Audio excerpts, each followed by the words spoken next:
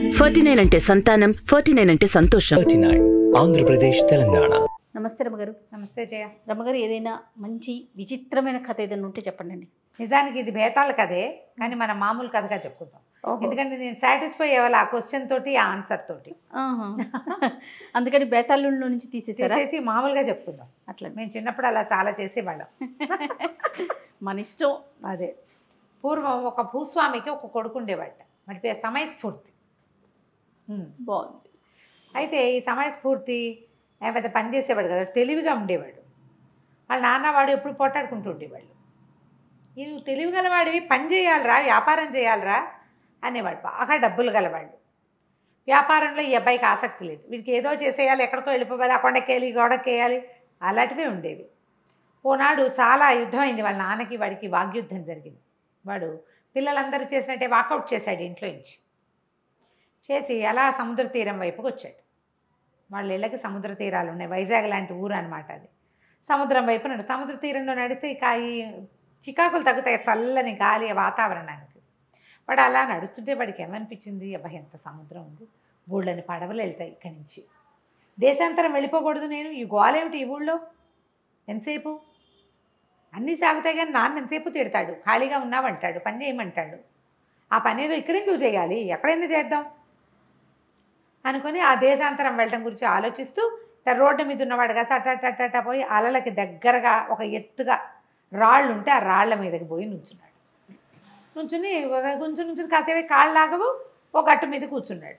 ఉండి ఒక్కో అలా వచ్చి ఆ కొండరాళ్ళకి తగులుతోంది. ఆలోచిస్తున్నాడు, వేరే దేశం వెళ్తే జీవితం వెళ్ళడం మనం ఊహించుకుంటాం కదా. ఇంతలో ఏమింది, వెనకాల ఏదో సందడి వినపడింది. గుంపుగా బోళ్ళని పిశాచాలు వచ్చి వీడి వెనకాల నుంచుని. వీడంత భయస్థుడుగా, చిన్నపిల్లలకు ఒక తెంపర్తనం ఉంటుంది చూడు, పిరిగ్గా ఉండరు. సంసారాలు మీద పడ్డాకి పిరికితనాలు వస్తాయి మగపిల్లలకి. ఏ బరువు బాధ్యత లేని వాడికి ఏ భయము లేదు. అమ్మో అదేమైపోతే ఇదేపోతే టెన్షన్ లేదు కదా. బరువు బాధ్యతలు లేని వాళ్ళకి పిరికితనం ఉండదు. వాడు చూస్తున్నాడు, వీళ్ళు ఏం చేస్తాయా ఇవన్నీ, ఈ పిశాచాలన్నీ చక్కగా ముసుగులేసుకుని నిలబడున్నాయి, నాకో గుర్రం, నాకో జీను, నాకో గుర్రం, నాకో జీను అని అరుస్తున్నాయి. అరుస్తుంటే సడన్గా వీడు చూశాడు, ఓ గుర్రము ఓ జీను వచ్చినాయి ఒక్కోదానికి. వీడేమనుకున్నాడు, అదేదో బాగుందని వాళ్ళది గుంపులో చేరిపోయాడు వీడు కూడా. ఈ వాడి దగ్గర ఓ తలపాగా ఉంది, దాన్ని కొంచెం వదులుగా లాక్కున్నాడు. వెనక నుంచి చూస్తే వీడు కూడా వాళ్ళతో ఉన్నట్టే ఉంది. నాకో గుర్రం జాకో జీను అని అరిచాడు. అరవంగానే వీడికో గుర్రం వీడికో జీను వచ్చింది. ఆశ్చర్యపోయాడు, గుర్రం ఎక్కేశాడు.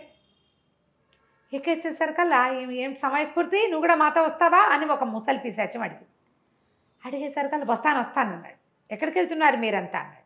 సముద్ర మధ్యంలో ఒక రాజుగారి ఇల్లు, ఆ రాజకుమార్తెకి పెళ్ళవుతోంది, ఆ పెళ్లి చూడ్డానికి వెళ్తున్నాం, నేను కూడా వస్తా అని వాళ్ళ వెనకాల సముద్ర గర్భం అని వీడు కూడా అరిచాడు.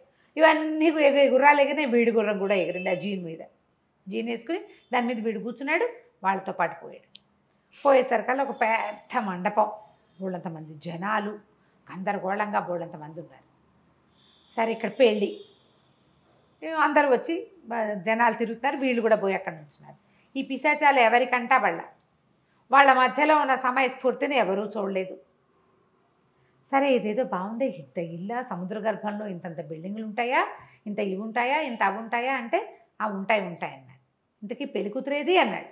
అదిగో ఆ చూడు, ఆ గుంపు మధ్యలో వధువు వేషంలో ఉంది, కళ్యాణ బొట్టు పెట్టుకుంది పిల్ల చూడంటే, ఆ పిల్లని చూసి కూడా నిర్ఘాంతపడి ఎంత అందంగా ఉందో, ఎంతో బాగుంది. వీడు ఆశ్చర్యపోయాడు, ఎంత అందంగా ఉందని. కానీ వీడు అలాగే చూడగా వీడికి తెలిసింది ఆ పిల్ల కంట్లో ఇచ్చి నీళ్లు గారుతున్నాయి. అదేమిటి ఏడుస్తుంది పెళ్లి కూతురు అని అడిగాడు ముసలి పిశాచాన్ని. ఏడవకేం చేస్తుంది, ఆ అమ్మాయికి ఇష్టం లేని పెళ్ళి అని చెప్పింది పిశాచం. ఆ పెళ్లి తప్పించడానికే మనం ఇక్కడికి వచ్చాం. ఇక్కడంతా ఉత్సాహంగా కేరింతలు కొడుతుంది, ఇది ఒకటే ఎందుకు ఏడుస్తోందని వీడికి డౌట్ వచ్చింది. అడిగేసరికి వాడదన్నాడు, అయ్య బాబాయ్ పెళ్లి తప్పించడమే అన్నాడు. అవును, ఎందుకు ఇష్టం లేదంటే వాళ్ళ నాన్న ఈ పెళ్లి కుదిర్చాడు 3 ఏళ్ల క్రితం. ఆ పిల్లకి పెళ్లి చేసుకోవడం ఇష్టం లేదు, అబ్బాయి అంటే నచ్చదు దానికి. నచ్చక ఏం చేసింది, ఇంకా చిన్నపిల్లని కొంచెం వయసు వచ్చాక చేసుకుంటానని 3 ఏళ్ళుగా టలాయించింది. 18వ ఏడు వచ్చింది, పెళ్లి కుదిర్చేశాడు. ఏ పిశాచాలైనా నా పెళ్లి తప్పించకూడదా అని రోజు ప్రార్థిస్తుంది. పెళ్లి తప్పించడానికి వచ్చాం. బాగుంది అనేసరికి సరేననుకున్నాడు. సరే పెళ్లి కూతురిని మండపంలోకి ప్రవేశపెట్టండి. ఎలా తీసుకెళ్తాయి పిశాచాలు? చూస్తున్నాడు వీడు, వాళ్ళతో పాటే ఉన్నాడు కదా. మండపంలోకి పెళ్లి కూతురు ఏంటంటే అవతల మండపంలో ఉన్న పెళ్లి కూతురు ఈ కొబ్బరికాయ పుచ్చుకుని నడిచొస్తారు. ఇంకా ఎవరో 5-6 ఆడంగులు ఉన్నారు చుట్టూ. మామూలుగా పెళ్లి కూతురు చుట్టూ ఉంటారు చూడు, అట్లా. ఈ పిశాచాల్లో ఒకటి అలా వెళ్ళి, అది ఎవరికీ కనపడదు, రాకుమార్తెకి కాలడ్డం పెట్టింది. ఆ అమ్మాయి కాస్త దభేల్మని ముందుకు పడింది. పడంగానే ఇంకో పిశాచం వెళ్ళి ఒక దుప్పటి లాంటిది కప్పేసింది. మిగిలిన జనాలంతా ఏదో కంగారు పడ్డారు. ఆ అమ్మాయిని కాస్త భుజానేసుకున్నారు వీళ్ళు. రాజకుమార్తె ఏది ఏది ఏది అని వాళ్ళు వెతుక్కుంటున్నారు. ఆ దుప్పటి వేశాక ఇంకా ఆ పిల్ల ఎవ్వరికీ కనపడలే. పడింది, కనపడలేదు అంటున్నారు అందరూ. వీడు పరిగెత్తాడు వీళ్ళతో పాటు. అక్కడ చాలామంది మగవాళ్ళు ఉన్నారు, తనని వాళ్ళు ఏం పట్టించుకుంటారు. ఆ పిశాచాలని గుంపుగా పరిగెత్తుంటే వాళ్ళ వెనకాల పడి పరిగెత్తుకొచ్చేసాడు. పరిగెత్తుకొచ్చాక ఆ ముసలి పిశాచం మొదటే చెప్పింది, మనం రాకుమార్తెని తీసుకొచ్చేస్తాము. తీసుకొచ్చేసినప్పుడు అది అమ్మాయిని తీసుకురావడానికి నీ గుర్రం ఎక్కించుకో. ఎందుకంటే మేము పిశాచాలం కదా, మేము పట్టుకోవడానికి మా దగ్గర ఏముండదు, శక్తి ఉండదు కదా మాకేమే. అంటే అవి ఇట్లా గాలిగా తిరుగుతాయి. ఏదైనా వస్త్రం వేసుకుంటే వస్త్రం గాల్లో ఎగురుతూ ఉంటుంది, శరీరం లేదు కదా. నీ గుర్రం మీద కూర్చోబెట్టుకో, ఆ అమ్మాయికి ఆధారం ఉంటుంది, నిన్ను పట్టుకుంటుంది. లేకపోతే సముద్ర మధ్యంలో పడిపోతుంది, సముద్రం దాటించేద్దాం, నీ గుర్రం ఎక్కించుకోమన్నాడు. సరే ఈ మోసుకొచ్చాక నాకో గుర్రం నాకో జీను అని అరవంగానే ఓ గుర్రము ఓ జీను వచ్చినాయి అందరికీ. వీడికి వచ్చినాయి. ఆ రాకుమార్తెని ఎత్తి వీడి గుర్రం మీద కూర్చోబెట్టాడు. ఈ గుర్రం ఎగురు పద సముద్ర తీరానికి అనగానే గుర్రాలన్నీ లేచినాయి పైకి. కుర్రాడికి ఏమనిపించింది సమయస్ఫూర్తికి, అయ్యో ఇప్పుడు తీసుకొచ్చి దింపేస్తే వీళ్ళకి పట్టుకోవడానికి ఆధారంగా హ్యాండిల్లాగా వచ్చినట్టున్నాను నేను. ఇంత అందమైన పిశాచాల పాలబడిపోదు వృధాగా. అదేమో మనిషి, అదే పైగా చాలా అందంగా ఉంది. చిన్నపిల్ల 18 ఏళ్ళది, పెళ్లి కూతురు, రాకుమార్తె.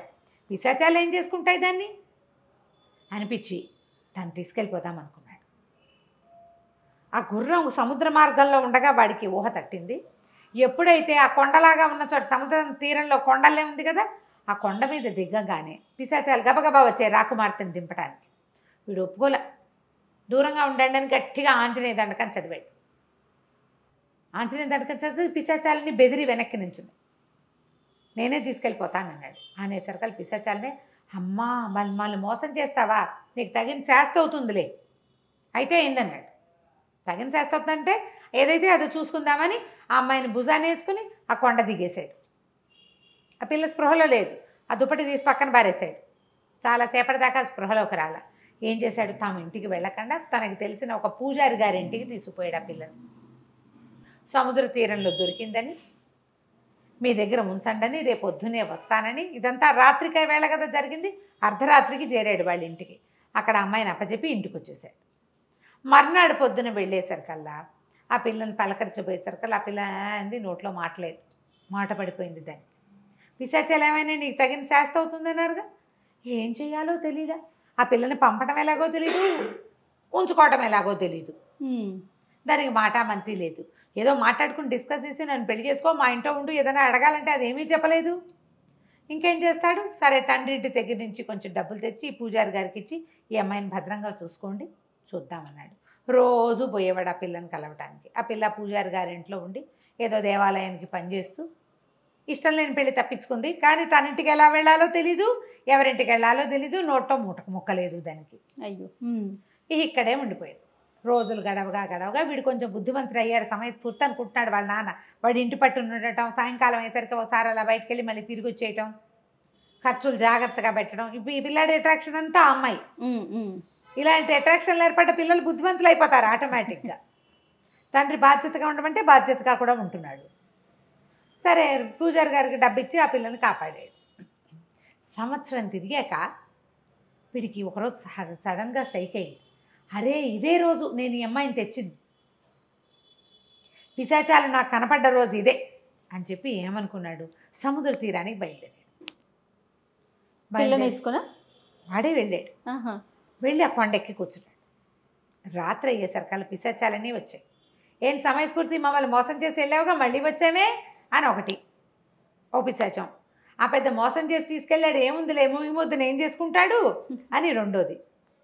మూడో పిశాచం అంది, ఏముంది వాళ్ళ వాకిట్లో ఉన్న మొక్కకి పాలు తీసుకొస్తే సరే, వీడికి తెలియదుగా అన్నది. అనగానే వీడికి ఏంటి, మా వాకిట్లో ఒక మొక్క ఉందా, ఆ మొక్కకి రసం తీసి పోస్తే దానికి మాట వస్తుందా? పోయాడు. పిల్ల పిశాచాలండి, నాకో గుర్రం నాకో జీను అని అరిచి అందరికీ గుర్రాలు జీన్లు వచ్చినాయి. ముసలి పిశాచంతో సహా ఎక్కెళ్ళిపోయాను. వీడు గబగబా దిగి వచ్చేసాడు. ఇంటికి వచ్చి పడుకున్నాడు. రాత్రిపూట ఏం కనపడుతుంది? తెల్లవారి పొద్దున్నే చూస్తే వాళ్ళ గుమ్మం పక్కనే ఒక విచిత్రమైన మొక్క ఉంది.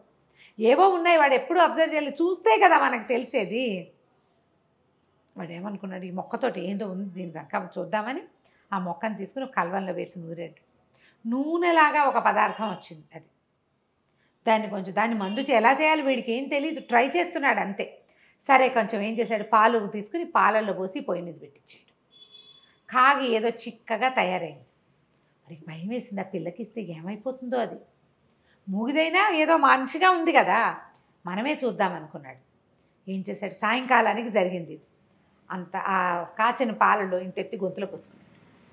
పడుకున్నాడు. గాఢంగా నిద్ర పట్టింది.